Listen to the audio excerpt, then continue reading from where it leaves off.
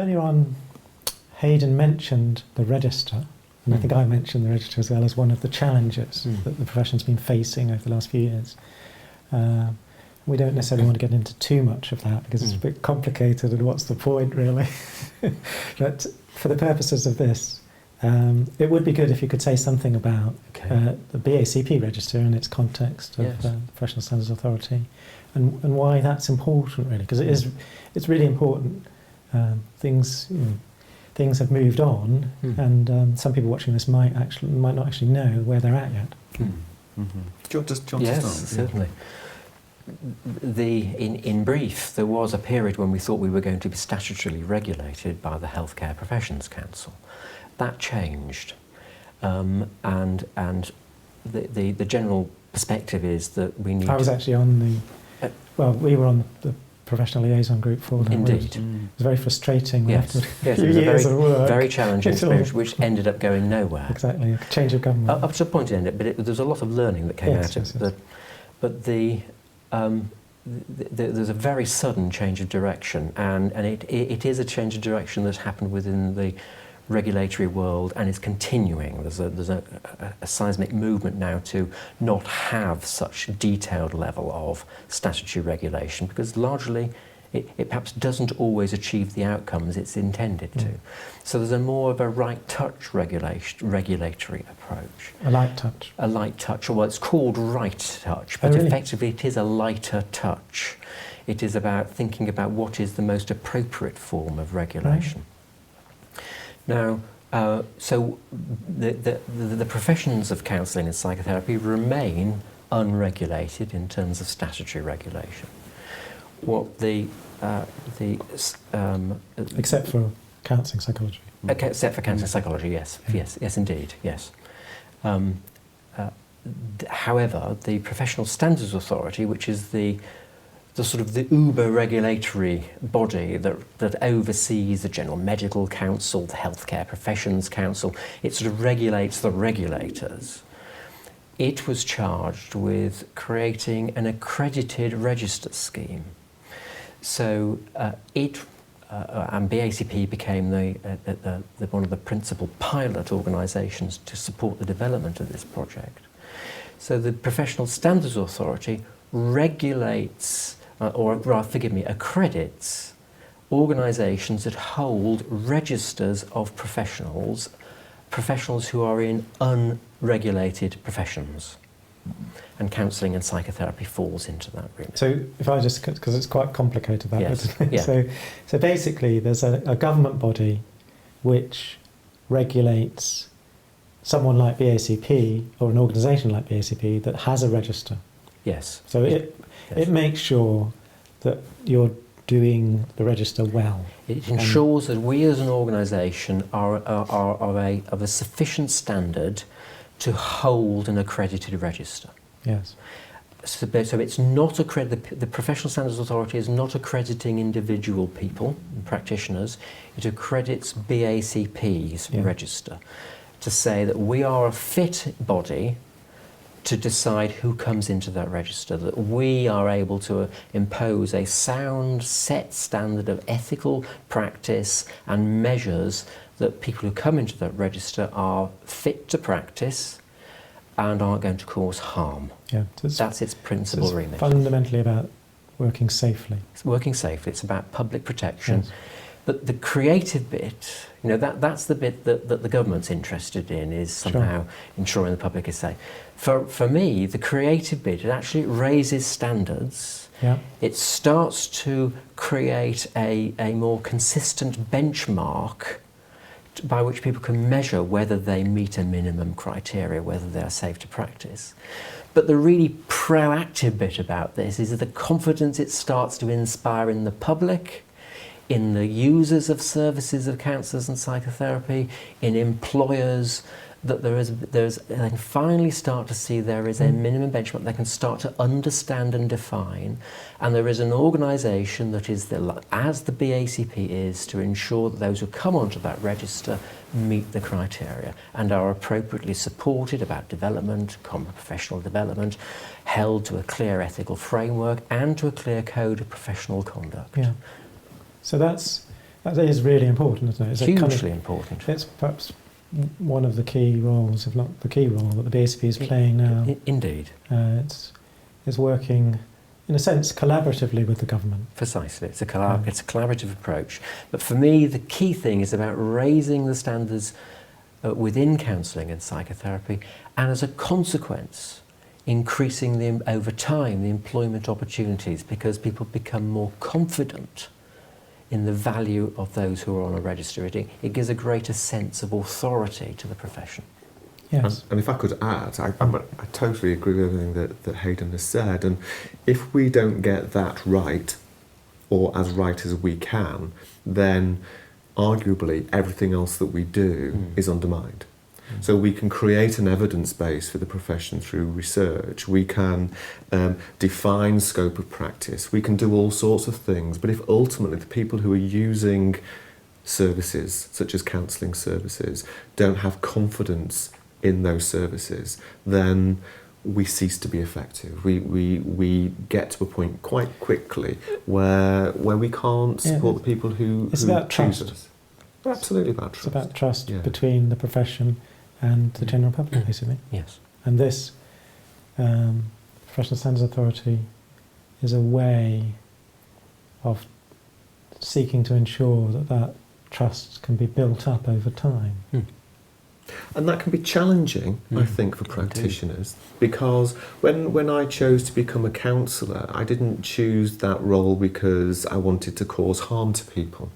I chose that role because I wanted to be with people and support people and encourage people and empower people and be the best that I can. So when you think of our 44,000 membership, we're talking about people who are profoundly committed to doing the best that they can for individuals. So the suggestion or the implied suggestion that they need to be on a register can sometimes be interpreted that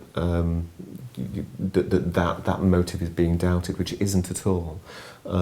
It's actually being supported. I think it can be challenging in some ways. Well, also maybe it's just something about not being alone out there and being part of a community of professionals. Yes, it creates a community of professionals. And that community of professionals having standards that they come to, not one person coming up with them, but they come to through committees and whatever, through discussion and through over time piloting different elements of it. And I mean, because there is a new framework, not ethical framework that the ACP's published but hasn't implemented yet.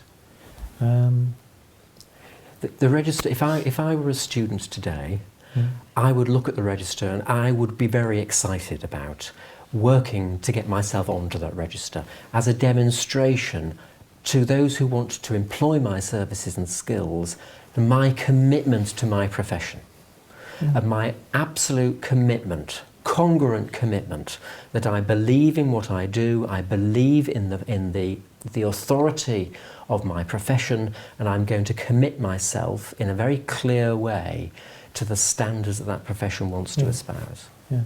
And that I'm willing to be accountable for it. Yes.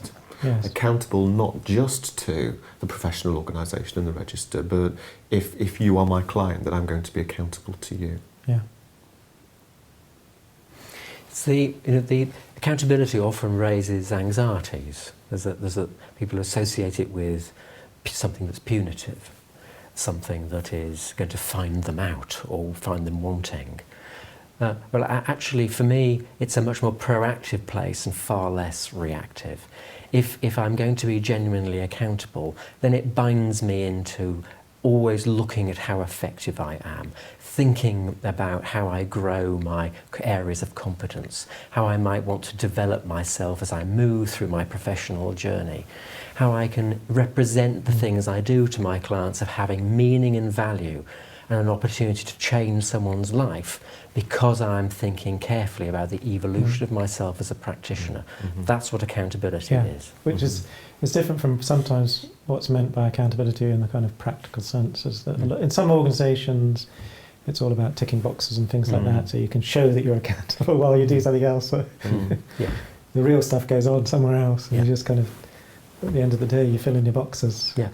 It's not about that. It's about a genuinely I think for me, what you were just saying there is that it's rooted in my reflective practice.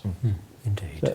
That my reflective practice, looking at myself and my work in supervision with the clinical supervisor, is central to the process of accountability. Indeed. Absolutely.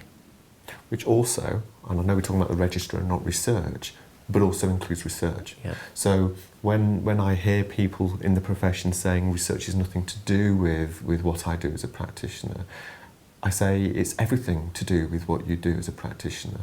It's a bit like saying, would I practice as a counsellor without supervision? Because when I go to my supervisor, my client isn't there and it's not really relevant. But we wouldn't say that, would we? We would see supervision as being utterly integral to what we do with our clients. And for me, research is the same. Research is another mechanism by which we can be reflective practitioners. So again, we're coming back to, I think we've got three now. We've got this working safely, the safety, the ethics, to a commonly agreed professional standard. And then we've got the research-informed element. And we've got reflective practice. And they're all all part of the same thing really, but they're three sides to the same process. Yes. And they're a responsibility that we have to meet as professionals in the field, but they're also an opportunity. Yeah, I mean, when you said responsibility, I enjoy reflective practice. It's a time when I can sit down and I find it a very valuable time. So I don't really, yes, it's a responsibility, but I don't really see it. Responsibility in terms of the three areas that you talked about, the professional standards, the ethical practice and the reflective practice, that is a professional responsibility, but it is also an opportunity. And I think sometimes in some of those areas we can get stuck on the responsibility bit, but it's an opportunity because, I think about my practice and I'm still a very active practitioner, for example, implementing research strategies in my work. So asking clients routinely and systematically about their experience of therapy and looking at outcomes and not just about ticking boxes and numbers, but hearing the client's story. That is really exciting. Yes, I think the key is engaging with it, isn't it? Yeah. When you really engage with it, you actually begin to value these processes, whether it's reflective practice or integrating research findings or looking at ethical dilemmas in your current practice. All of this, once you really engage with it, it's both opportunity and responsibility at the same time. It's when you're not really engaging with it, perhaps because you're overtired or whatever, or you're a bit sick of this profession or whatever, but when you're not really engaging with it, it becomes tedious. Yeah. One thing I didn't say, and I suppose from a student perspective, terribly important, really, is how you get on the register. True. How you get on the BACP? How you get onto the BACP's register, yes. And if you are a student on a BACP accredited course, then and you successfully graduate that, then you can go onto the BACP course register. However, there is an equally creative route that you come into individual membership. You've done your requisite training through a variety of routes, and then you'd sit the certificate of proficiency, and which is for some people feels quite a scary process, that there is a sort of an exam entry. It's the very first time within our profession that there is a standard point of entry onto a register. And BACP has been slightly ahead of the game. The General Medical Council is about to adopt a very similar approach, that it's requiring wherever you've done your medical training, before you can go onto the GMC register, you have to do their key exam, their entry exam.